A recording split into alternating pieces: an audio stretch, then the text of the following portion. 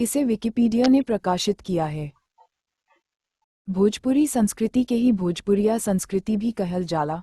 भोजपुरी के अन्य भाषा से संबंध के बारे में कहल जाला। मैथिल के बहिन लागे अवधी के भाई, अंग्रेजी के बाप लगे संस्कृत के माई, प्रकृति के जन्मल बेटी पिए गंगा के पानी, सहज सुशील विनम्र दुअथी एह भाषा के पहचानी। भोजपुरी संस्कृति के इतिहास। भोजपुरी संस्कृति के इतिहास अशोक महान से भी पुरान है। अशोक महान के पूरा नाम देवानाम प्रिय अशोक मौर्य रहे। उनकर राज्यकाल ईसा पूर्व 273 से 232 तक रहे। प्राचीन भारत में मौर्य राजवंश के चक्रवर्ती राजा रहले। उनका समय में मौर्य राज्य उत्तर में हिंदुकुश के श्रेणी से लेके दक्षिण में गोदावरी नदी के दक्षिण आ मायसोर, पूर्व में बंगाल से पश्चिम में अफगानिस्तान तक पहुँच गए रहे। एह समय के ऊ बहुत प्रतापी राजा रहन। बिहार के प्राचीन नाम विहार रहे, जिसका मतलब मठ होला। ये भारत के पूर्वी भाग में स्थित बा। क्षेत्रफल के हिसाब से बिहार भारत का 12वां सबसे बड़ा और आबादी के मान से तीसरा सबसे अधिक जनसंख्या वाला राज्य है। बंगाल के क्षेत्र में पहुंचने से पहले गंगा नदी यही राज्य से बहेली, जेकरा कारण ये राज्य वनस्पति आ जीव जंतु से समृद्ध बा।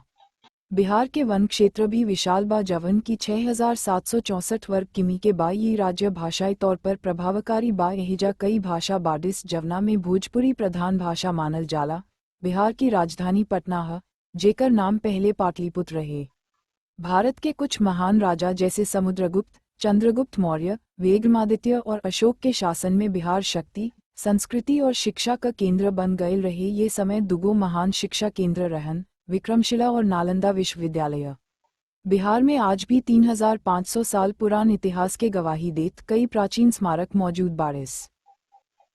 अन्य संस्कृति से भिन्नता। भोजपुरी संस्कृति के अन्य संस्कृति से भिन्न पवित्र आ मानवता के नजदीक होखे के कुछ प्राकृतिक और दैविक कारण भी बा। संस्कृत भाषा के एक रचना, जवना के उत्तरी संस्करण में सिंहासन वात्रिंशति तथा विक्रमचरित के नाम से दक्षिणी संस्करण में उपलब्ध बा। एकर संस्कर्ता एक मुनि जी रहन, जिनकर नाम क्षेभेंद्र रहे। बंगाल में वरुचि जी के द्वारा प्रस्तुत संस्करण भी यही के समरूप मानल जाला। एकर दक्षिणी रूप ज्यादा लोकप्रिय भयल।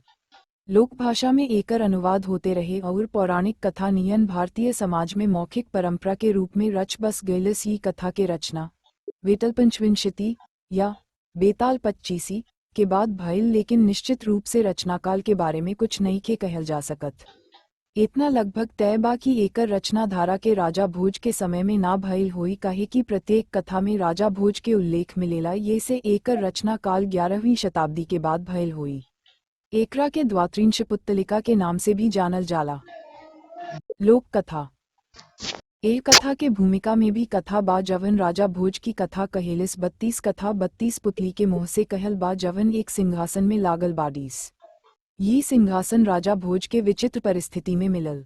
एक दिन राजा भोज के मालूम भइल कि एक साधारण चरवाहा अपना न्यायप्रियता खाती मशहूर बा, जबकि ऊ बिल्कुल अनपढ़ बा तथा पुश्तैनी रूप से उनके राज्य के कुम्हार के गाय भैंस बकरी चरावला। जब राजा भोज तहकीकात करवले तब पता चला कि ऊ चरवाहा सब फैसला एगो छोट पहाड़ पर चढ़ के करेला। राजा भोज के जिज्ञासा बढ़ गईल। तब ऊ भेष बदल के वो चरवाहा के पास गईले। ओकरा के कठिन समस्या के समाधान करत देख राजा दंग रह गईले। वो चरवाहा के नाम चंद्रभान रहे। राजा के पुछला पर चंद्रभान एक दिव्य शक्ति के बारे में राजा के बतवलस कि ऊ शक्ति यही टीला पर हमरा आवेली आ हमरा के उचित न्याय करे में मदद करेली। जब राजा वो जगह के खोदवावले तब उनका एक सिंहासन मिलल। राजा पंडित लोग के बोला के सिंहासन पर बैठे के मुहूर्त निकलविले। आ जब मुहूर्त के दिन सिंहासन पर बैठे चलले तब सिंहासन में लागल सोना के 32 पुत्री ठठा के हंस देली सा।